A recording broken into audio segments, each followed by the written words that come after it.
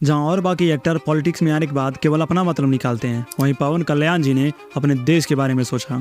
जब ये खबर आई कि तिरुपति बालाजी के मंदिर के प्रसाद में जानवरों की मांस और एनिमल फैट ऑयल यूज किया जा रहा है, तो आंध्र प्रदेश के डिप्टी सीएम पवन कल्याण जी ने वहां पे जाकर साफ सफाई किया और 11 दिनों तक का उपवास रखा। खैर, ये तो रही इनकी संस्कृति और भक्ति की बात, लेकिन क्या कारण है कि लोग इन्हें सुपरस्टार से आज पावर स्टार के नाम से जानते हैं। जब भी कोई पॉलिटिक्स में नया नया आता है तो अपनी पार्टी को जिताने के लिए वो साम दाम दंड भेद इन सभी चीजों का उपयोग करता है, जिसकी वजह से लोगों को पैसे देना, भोजन कराना और दारू तक पिलाते हैं ये लोग, ताकि उन लोगों की पार्टी किसी न किसी तरह से सरवाइव कर जाए। लेकिन पवन कल्याण जी ने ऐसा कुछ भी नहीं किया। वो लोगों से जेन्युइन तरीके से बात करते थे और उनके बीच रहकर लोगों की समस्याओं को समझते थे। जब उन्होंने जनसेना पार्टी का गठन किया तो उसके बाद इनको हार मिली। फिर उसके बाद उस हार से ये हार नहीं माने। उन्होंने ये सीखा कि किस तरह से लोगों के बीच में रहना चाहिए, और जो लोगों के बीच में रह के उनकी समस्याओं को समझता है वही एक असली राजनेता है। तो ऐसे जनसेना पार्टी और आंध्र प्रदेश के पावर स्टार ने लोगों के दिलों पर कब्जा कर लिया। फिर कुछ टाइम बाद हार मिलने के बाद आज वो आंध्र प्रदेश के डिप्टी सीएम हैं। जनसेना पार्टी बनाने के बाद इनका मेन फोकस यही रह गया था कि अच्छी चीजों को सपोर्ट किया जाए और जो बुरी चीजें हैं उसकी एक्सपोज में रहा जाए, जिसकी वजह से इन्होंने जगन मोहन रेड्डी जैसे खतरनाक राजनेता को हराकर अपने आप को पॉलिटिक्स में इंटर कराया। एक मेन पॉइंट ये भी है कि जब ये स्टार्टिंग में जनसेना पार्टी का गठन किए थे तो उसी टाइम इन्होंने कांग्रेस हटाओ देश बचाओ का नारा दिया था। कांग्रेस हटाओ, देश बचाओ,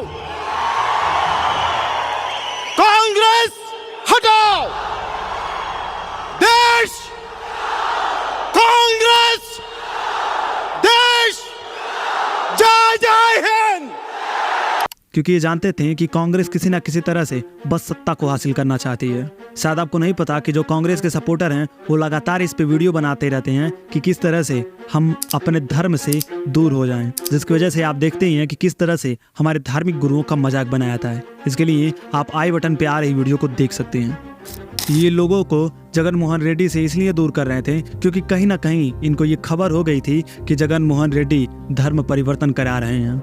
जगन मोहन रेड्डी क्रिश्चियनिटी को सपोर्ट करते थे और यही कारण है कि आंध्र प्रदेश में कई ऐसे भी गांव हैं जहां पे पूरे गांव के लोगों को क्रिश्चियन बना दिया गया हो।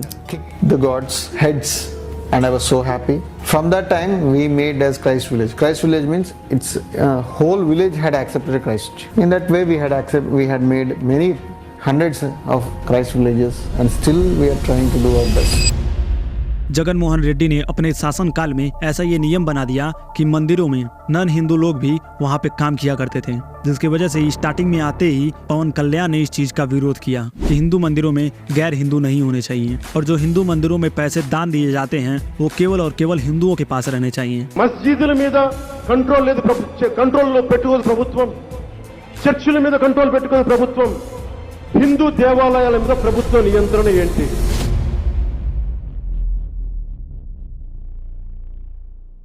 जैसे ही लोग एजुकेटेड और समझदार बनते हैं तो उनको इस बात का पता चलने लगता है कि क्या चीज सही है और क्या चीज गलत है। ठीक ऐसे ही पवन कल्याण को पॉलिटिक्स में आने के बाद ये पता चला कि कौन नेता सही है और कौन नेता गलत है। आंध्र प्रदेश के डिप्टी सीएम और साउथ मूवी के ग्रेट एक्टर इसी चीज पे बार बार फोकस लगा के रखते थे कि लोगों को अपने संस्कृति की ओर बचा के रखा जाए। जब इन्होंने देखा कि कोई भी पार्टी ऐसी नहीं है कि जो देश के बारे में सोच रही है तो इन्होंने अपना पावर दिखाना शुरू किया और जिसने भी इनके सामने देश की संस्कृति और देश को ट्रोल किया उन लोगों को इन्होंने करारा जवाब दिया। अभी हाल ही में पवन कल्याण की इस बात पर प्रकाश राज ने इनको ये बोला कि आपको ऐसा नहीं करना चाहिए, आपको कोई भी बात बोलनी चाहिए तो सोच समझ कर बोलनी चाहिए।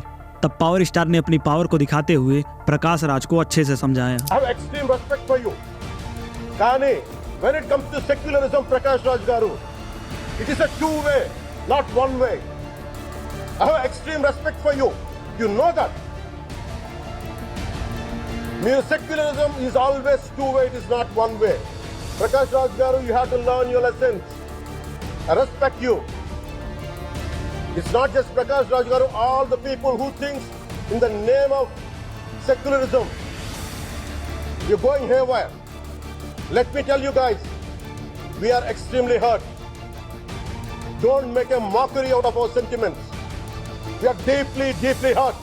खैर यही मेन 3 रीजन है जिसकी वजह से आज साउथ मूवी के सुपरस्टार पॉलिटिक्स के पावर स्टार बने हुए हैं। और ऐसे पावर स्टार को कौन नहीं सपोर्ट करेगा, जो देश की संस्कृति को आगे बढ़ाता है और लोगों की समस्याओं को समझता है। इस वीडियो को यहाँ तक देखने के लिए धन्यवाद। लेकिन जिसके बारे में अभी हमने बात की कि किस तरह से कांग्रेस के लोग हमारे मन में हमारे धार्मिक गुरुओं के बारे में बुरी बुरी चीजें भरते हैं, इस वीडियो को क्लिक करके आप देख सकते हैं। और किस तरह से बजरंगबली के होने के प्रमाण आज भी मिलते रहते हैं, इस वीडियो को क्लिक करके आप देख सकते हैं। मिलते हैं नए वीडियो में नए टॉपिक के साथ, तब तक के लिए पावर स्टार के स्टाइल में जय हिंद, वंदे मातरम।